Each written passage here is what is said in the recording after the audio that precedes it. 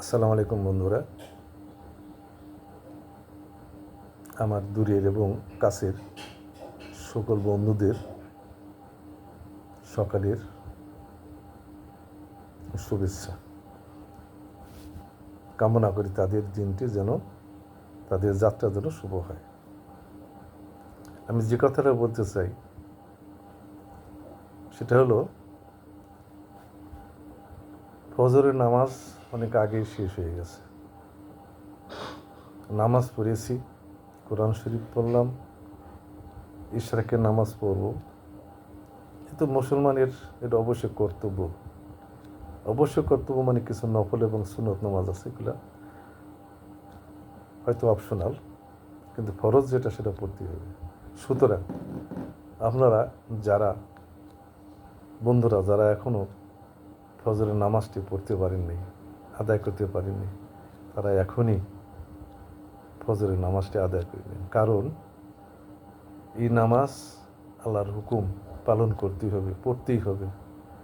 তিনি আমাদের প্রভু এবং তিনি যা আদেশ করেন সেটা মানতেই হবে।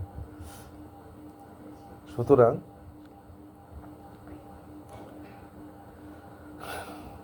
এই আদেশ পালন না করলে আমাদের মহাবিপদ।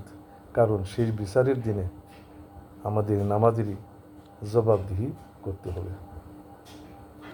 সুতরাং নামাজ যেহেতু অবশ্যই পালনীয় এবং আল্লাহর হুকুম, এটা পালন করতেই হবে।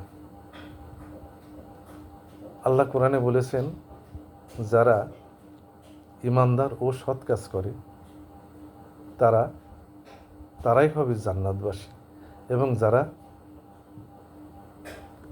ইমান আনেনি বা ইমানদার নয় ও বিভিন্ন অসৎ কাজের সাথে জড়িত,